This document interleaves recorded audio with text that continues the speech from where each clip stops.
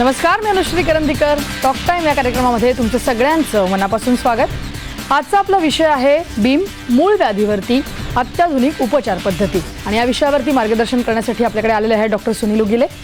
Doctor, कार्यक्रमात मनापासून स्वागत. नमस्कार. आपण सरांशी चर्चा करणार आहोत मूळव्याध, कठीण जागेचं किंवा अवघड जागेचं दुखणं असं म्हटलं जातं. तर त्या अनुषंगाने ही नवीन अत्याधुनिक उपचार पद्धती कशा प्रकारे उपयोगी ठरते हे आपण जाणून घेऊया. परंतु तत्पूर्वी सरांची ओळख करून घेऊया. आपल्यासोबत आहे डॉक्टर सुनील उगिले. त्यांनी त्यांचं BAMSचं शिक्षण आयुर्वेद कॉलेज नाशिकमधून पूर्ण केलेलं आहे. त्याचबरोबर गुदरविकारावरील अत्याधुनिक शिक्षण त्यांनी पोद्दार आयुर्वेद कॉलेज मुंबई येथून पूर्ण केलं आहे. सन 2000 म्हणजे साधारण 16 वर्षांपासून 1 लाखांपेक्षा अधिक रुग्णांवरती सरांनी यशस्वी असे उपचार केलेले आहेत. त्याचबरोबर मूळ व्याधीवर प्रबोधन म्हणून वर्तमानपत्रांमधून माहितीपर त्यांचे अनेक लेख प्रसिद्ध झालेले आहेत. आणि या विषयावरती गरजू लोकांसाठी मोफत शिबिरांचं आयोजनही सर करतात.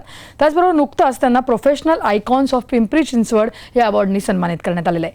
तर आपण आजचा जो विषय आहे त्या विषयाला सुरुवात करूया. बीम मूळ व्याधीवरचा अत्याधुनिक उपचार. सर, आपण जसं म्हटलं तसं मी मगाशी सुरुवातीला म्हटलं की कठीण जागेवरचं किंवा अवघड जागेचं दुखणं म्हणून मूळ व्याधीकडे पाहिलं जातं. बऱ्याच वेळेला अशा ठिकाणचं दुखणं आहे म्हणून लाजे खातर म्हणा किंवा ह्या गोष्टींखातर म्हणा डॉक्टरांकडे जाणं होत नाही. घरच्या घरी उपचार केले जातात किंवा चुकीच्या पद्धतीने काही वेळेला उपचार केले जातात आणि मग त्यामुळे काहीतरी प्रॉब्लेम्स वाढतात, काही त्याच्यामध्ये कॉम्प्लिकेशन्स निर्माण होतात. तर त्या अनुषंगाने आपण बोलणारच आहोत. परंतु त्याआधी मग मूळव्याध म्हणजे नेमकं काय आहे ते आपण थोडंसं आधी प्रेक्षकांना समजावून सांगूया. सामान्यपणे आपण असा विचार करूया की सायंटिफिकली डेफिनेशन किंवा त्याची व्याख्या बाजूला ठेवूया. सर्वसामान्य लोकांच्या दृष्टीने आपण विचार करूया. सर्वसामान्यपणे कोणत्याही मनुष्याचं पहिली सकाळी उठल्यानंतर पहिली क्रिया म्हणजे संडास साफ होणे. समजा एखाद्या माणसाला काही कारणामुळे एखाद दुसरा दिवस जर संडास साफ नाही झाली तर तो लगेच आजूबाजूला चौकशी करतो. कोणी सांगतं मूळव्याध झालेलं आहे, कोणी काय सांगतो. पण ही अशी सुरुवात होत असते जनरल लोकांच्या दृष्टीनं. सामान्य लोकांच्या दृष्टीनं संडास साफ न होणं किंवा संडासच्या जागेतून रक्त जाणं किंवा संडासला वारंवार जाणं म्हणजे मूळव्याध असं एक गृहीत धरलं जातं. आणि युजली हा आजार असा आहे, सांगताही येत नाही आणि सहनही होत नाही. सांगायचं तर कुणाला सांगायचं, आणि मग त्याच्यामुळे मग लोक सांगत नाहीत आणि मग आजार वाढत जातो. आणि जेव्हा सहन होत नाही तेव्हा मग ते डॉक्टरकडे येतात. बरोबर.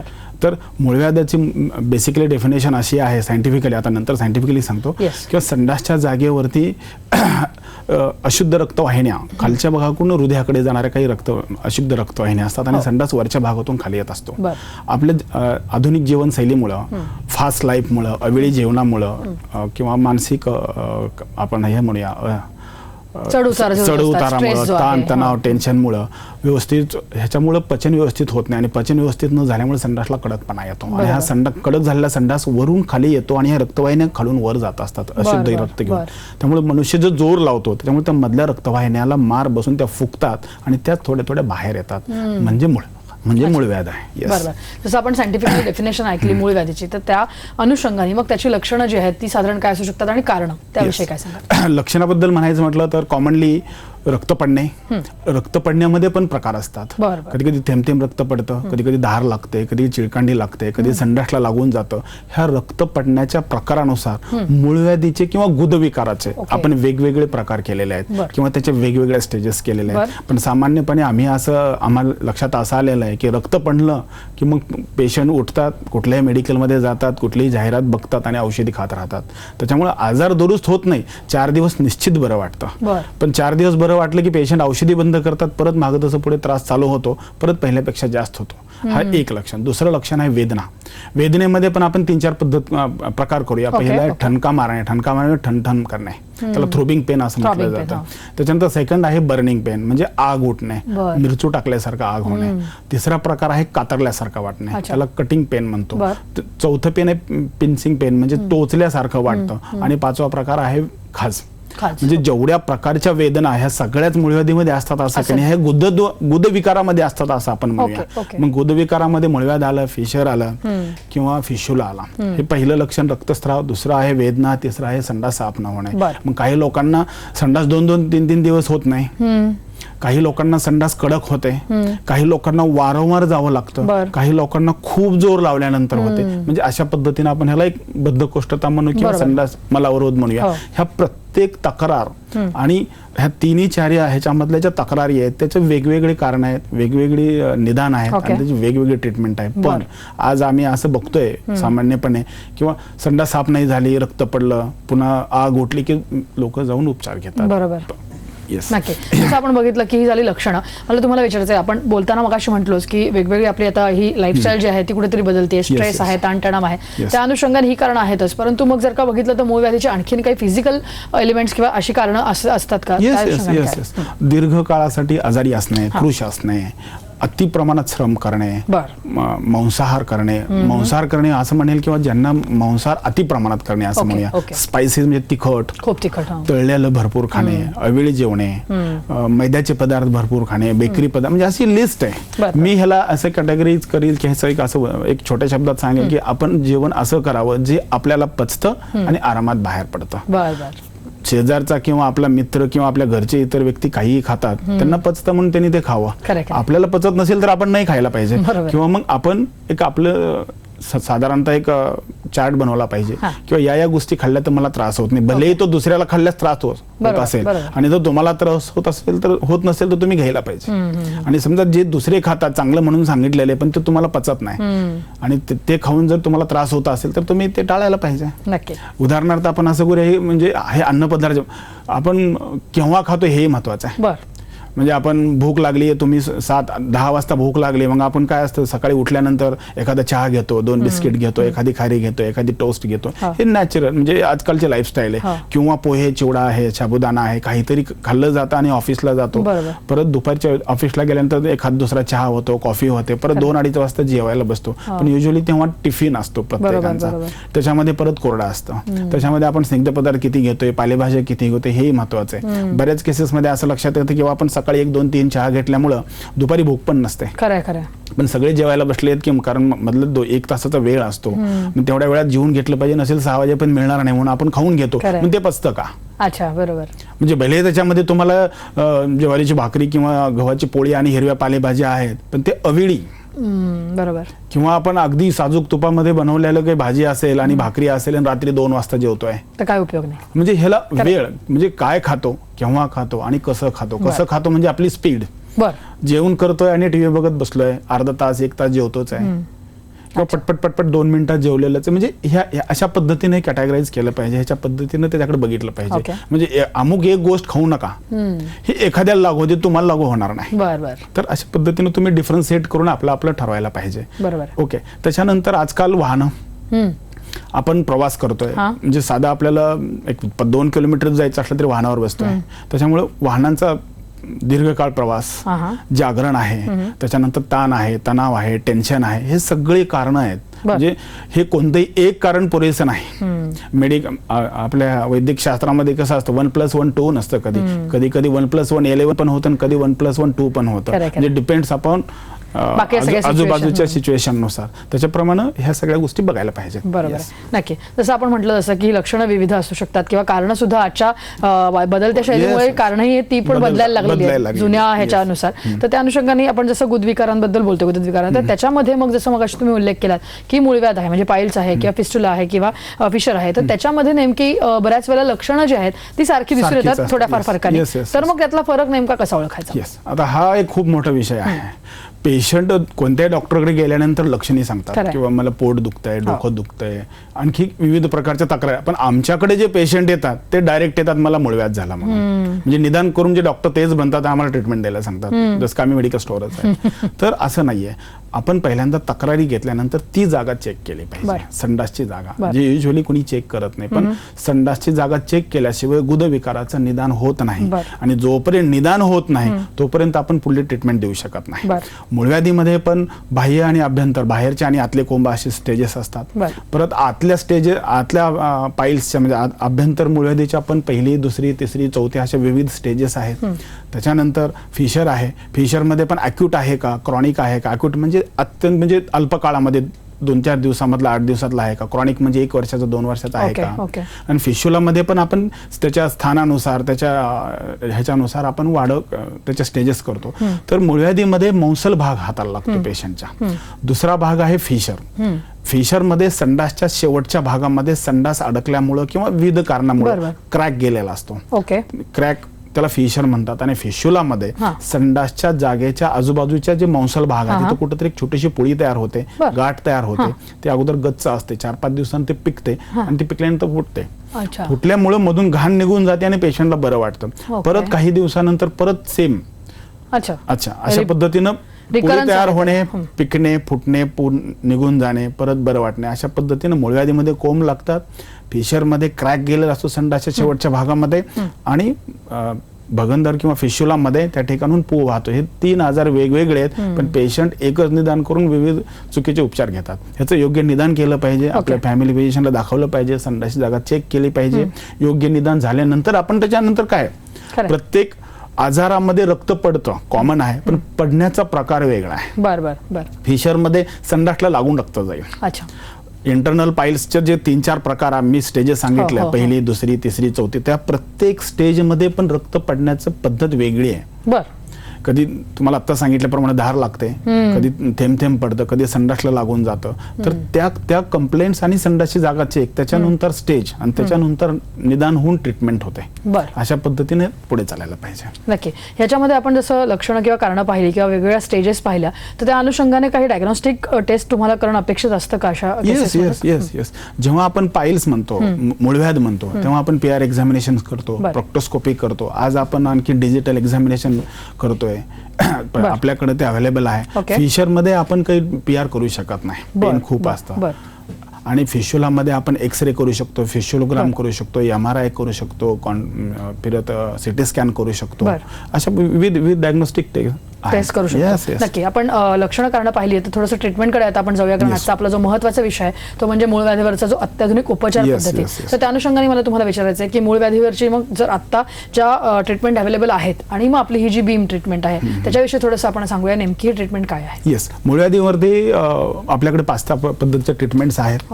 उदाहरणार्थ, आपण काही प्रत्येक पेशंटला बीम करत नाही, किंवा प्रत्येक पेशंटचं ऑपरेशन करत नाही, किंवा प्रत्येक पेशंटला लेझर लागत नाही, किंवा प्रत्येक पेशंटला स्टॅपलर लागत नाही.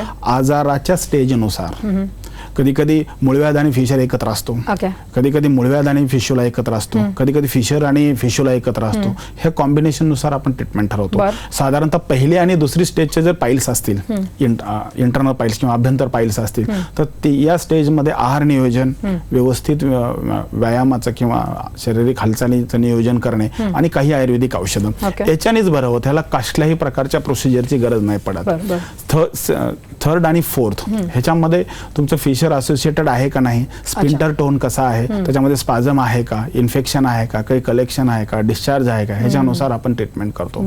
आणि फिशरमध्ये अॅनल डायलेटेशन एक आहे आणि लेझर एक आहे. आणि फिशुलामध्ये आयुर्वेदामध्ये एक क्षारसूत्र नावाची ट्रीटमेंट सांगितलेली आहे, अतिशय उत्तम आहे.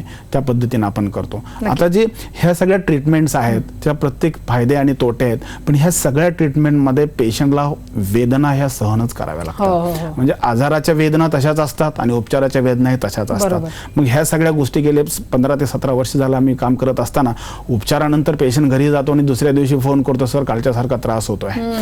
दुसऱ्या आजारामध्ये अपेंडिक्सचं ऑपरेशन केलंय, मुतखड्याचं ऑपरेशन केलं की वेदना थांबतात. पण मूळव्याधीमध्ये असं आहे की ऑपरेशन केलं तरी परत 7 ते 8 दिवस वेदना असतातच.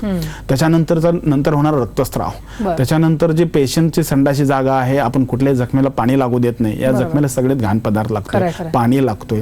त्याच्यामुळे त्याची होणारी वारंवार करावी लागणारी ड्रेसिंग किंवा त्याला होणारे इन्फेक्शन, म्हणजे ह्या सगळ्या गोष्टी आम्ही 15 ते 17 वर्ष झालं बघतोय. रिझल्ट आहेत किंवा पेशंटला आराम पण पडतोय. पण कुठंतरी असं वाटायचं की हे काही मॅनेज करता येईल का आपल्याला, म्हणजे वेदना, रक्तस्राव, ड्रेसिंग किंवा ड्युरेशन आहे, ह्या गोष्टी कुठंतरी मॅनेज करण्याच्या दृष्टीने आम्ही हळूहळू शोध चालू केली. त्याच्यामध्ये आम्हाला बीम ही टेक्नॉलॉजी सापडली. म्हणजे ह्या टेक्नॉलॉजीमध्ये आपण कुठेही कापत नाहीये. सर, ही टेक्नॉलॉजी मला वाटतं आपल्याला प्रेक्षकांना व्यवस्थित समजावून सांगायला पाहिजे. तर त्या अनुषंगाने पूर्ण ट्रीटमेंट नेमकी कशा प्रकारे ते आपण जाणून घेऊया. परंतु इथे वेळ झाली एका छोट्याशा ब्रेकची. तुम्ही कुठेही जाऊ नका, पाहत राहा फक्त IBN डॉक्टर.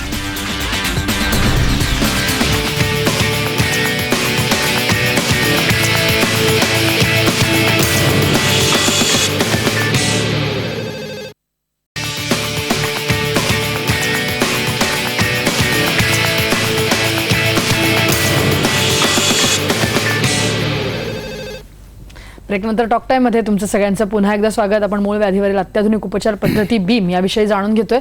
सर, आपण ब्रेकवर जाण्यापूर्वी या विषयापर्यंत आलोच होतो की वेगवेगळ्या आतापर्यंतच्या ज्या कन्व्हेन्शनल उपचार पद्धती सगळ्या ज्या सुरू आहेत त्या आपण पाहिल्या आणि त्या अनुषंगाने मग आता आपली ही बीम जी उपचार पद्धती आहे ती नेमकी वेगळी कशी आहे आणि त्याच्याशी रिलेटेड म्हणजे काय गोष्टी तू आपल्याला सांगता येतील, ट्रीटमेंट म्हणजे नेमकं काय? येस, अगोदर मी ऑपरेशन बद्दल 2 शब्द बोलून घेईन. ऑपरेशन मध्ये काय केलं जातं, तो जो मौंसल भाग आहे तो कापला जातो आणि कापल्यानंतर तो काढून टाकून त्या ठिकाणी 2 बाजू एकत्र घेऊन टाके मारले जातात.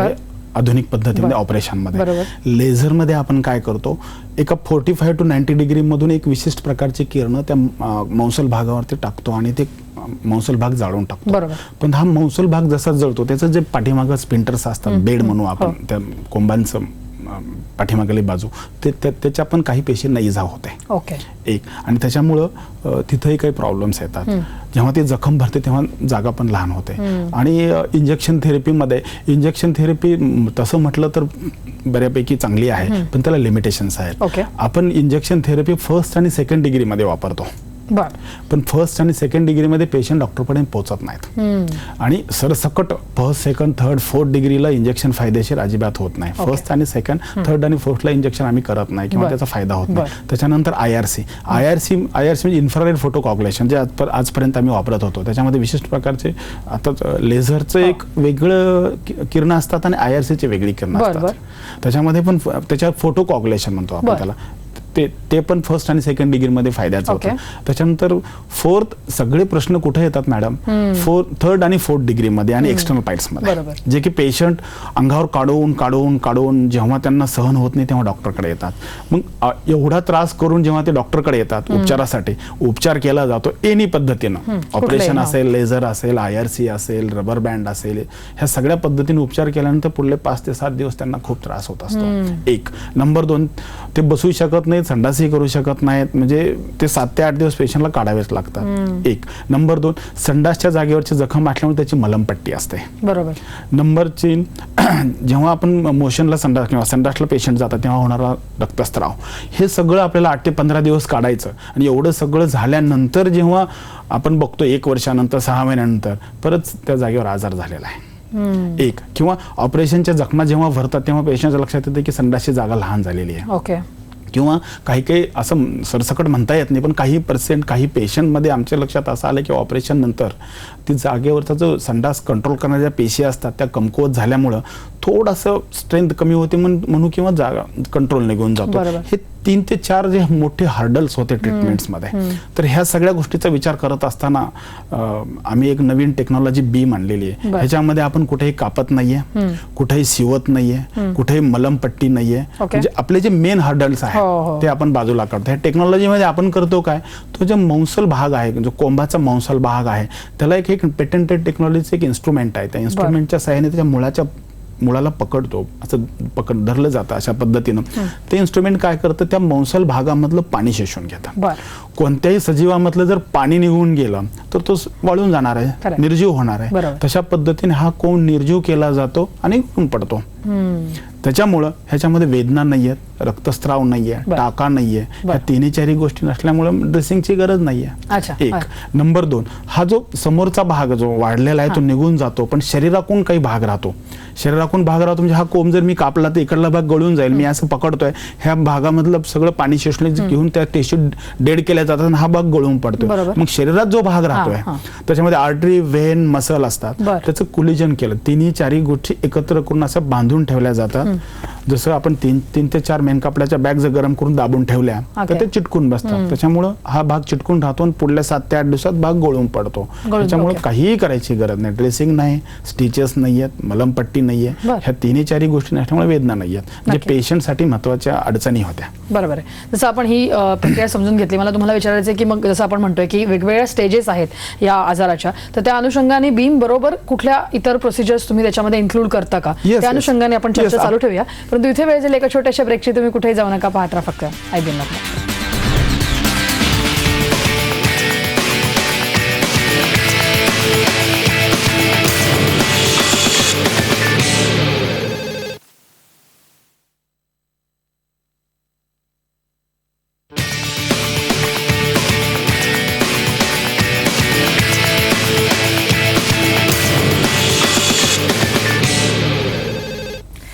ब्रेकनंतर टॉक टाइम मध्ये तुमचं सगळ्यांचं पुन्हा एकदा स्वागत. मूळ व्याधीवरील अत्याधुनिक उपचार पद्धती बीम याविषयी आपण चर्चा करतोय. आपल्यासोबत आहे डॉक्टर सुनील उगिले. डॉक्टर, आपण ब्रेकवर जाण्यापूर्वी ही बीमची जी टेक्निक आहे त्याविषयी आपण थोडं जाणून घेतलं. मला तुम्हाला जसं विचारायचं आहे की याबरोबर इंटिग्रेटेड काही आणखीन प्रोसिजर असतात का? म्हणजे जर का काही वेगवेगळ्या स्टेजेस जर का असेल तर तुम्ही काही वेगवेगळ्या प्रोसिजर त्याच्यामध्ये इन्क्लूड करून काही ट्रीटमेंट करता? 100%. आम्ही आमच्या सेंटरमध्ये हा अग्रदराने बीमच केला पाहिजे. पेशंटचा आजार, कधी कधी पेशंटला इंटरनल 4 डिग्री प्रोलॅप्स असतात, त्याच्यासोबत एक्सटर्नल पाईल्स असतात. मग बीम युजली ही इंटरनल पाईल्स मध्ये आम्ही वापरतो. मग बीम इंटरनल पाईल्स केलं तर एक्सटर्नल पाईल्स सोडायचे का? तर जे आम्ही गेले 15 ते 17 वर्ष झालं जे क्षारसूत्र वापरतोय त्याचे अतिशय सुंदर रिझल्ट आहेत. ते आम्ही एक्सटर्नल पाईल्स मध्ये वापरतो. कधी कधी इंटरनल परत एक्सटर्नल असं एकच लंब बाहेर आलेला असतो. अशा केसमध्ये इंटिग्रेटेड प्रोसिजर म्हणजे बीम विथ क्षारसूत्र असं आम्ही वापरतो. येस, जसं तुम्ही म्हणालात तसं की हा झाला ट्रीटमेंटचा भाग. तर अशा प्रकारे आता बऱ्याच वेळेला जसं आपण म्हणतोय की ऑपरेशन्स केल्यानंतर या मूळव्याधीमध्ये नंतरही वेदना होतात, नंतरही त्रास होतो, बऱ्याच गोष्टी 8-15 दिवस हा त्रास सहन करायला लागतो. तर त्या अनुषंगाने आपण आता जर का ही प्रोसिजर केली आहे तर मग त्याच्यानंतर त्याच्या आकारमानात किंवा काही फरक पडतो का? किंवा बाकीच्या सगळ्या गोष्टी किंवा कॉम्प्लिकेशन्स अशी काही दिसून येतात का? मी मूळव्याधीच्या उपचारामध्ये एकच पेशंटला विनंती म्हणजे सांगू इच्छितो की तुम्ही पहिले 15 दिवस काउंट करू नका. बरं, काउंट कसा आहे हा विषय पर्सन टू पर्सन डिफर होतो. समजा एखादी भाजी आहे आणि आपण दोघं खातो, तुम्हाला तिखट लागेल, मला एकदम साधी लागेल, मी वरून चटणी मागेल. म्हणजे भाजी तीच आहे पण सब्जेक्ट वेगळं, आपल्या पर्सन टू पर्सन डिफर करतो. तर मी मूळव्याधीच्या उपचारानंतर आफ्टर 6 मंथ्स त्याचा विचार करतोय. म्हणजे 6 मंथ किंवा त्याच्या पुढले काही दिवस तिथं ज्या पेशंटला आराम पडेल तर ती उपचार पद्धती सक्सेस मिळेल. आता युजली जे आपण ट्रॅडिशनल सर्जरीज बघितल्या त्याच्यामध्ये असं लक्षात येते की बाबा संडासची जागा लहान होणे किंवा इनकॉन्टिनन्स हे दोन जे मेन ज्याला घाबरून पेशंट उपचार करत नाहीत, कंट्रोल केला तर काय करा, बरोबर, म्हणून ते हेच टाळत राहतात, सहन करत राहतात. मग हे ते जे पुढे वाढत आणखी कॉम्प्लिकेशन होत जातात, शरीरातलं रक्ताचं प्रमाण कमी होणे किंवा आणखी गंभीर आजारामध्ये. तर हे जे भीती आहे ही भीतीच आम्ही काढून घेतली आहे. कारण आम्ही कुठं कापणारच नाहीये, आम्ही तुमचा वाढलेला भाग फक्त निर्जीव करतोय. उदाहरण देतो, एखादा रस्ता आहे, रस्त्यावर गतिरोधक आहे, सर्जरीमध्ये गतिरोधक खोदून काढतात. लक्षात, आम्ही खोदणार नाहीये, आम्ही मशीन अशा पद्धतीने फिरू की तुमचा रस्ता कसल्याही प्रकारची इजा झाली नाही पाहिजे, पण वरचा गतिरोधक निघाला पाहिजे. तर मग तुम्हाला उपचार करायला काय अडचण आहे. म्हणजे जी भीती आहे, संडासची जागा लहान होणे किंवा कंट्रोल निघून जाणे, हे दोन्ही भीतीच आम्ही बाहेर काढल्यात. त्यामुळे रुग्णांसाठी ही अतिशय आनंदाची गोष्ट आहे किंवा वरदानच आहे असं म्हणायला. कारण एवढे सगळे प्रयत्न करून सुद्धा हे गोष्टी राहत होत्या, तर आपण त्याच बाहेर घेतलेल्या. तर ह्याचा फायदा पेशंटने घ्यायला पाहिजे. नक्की.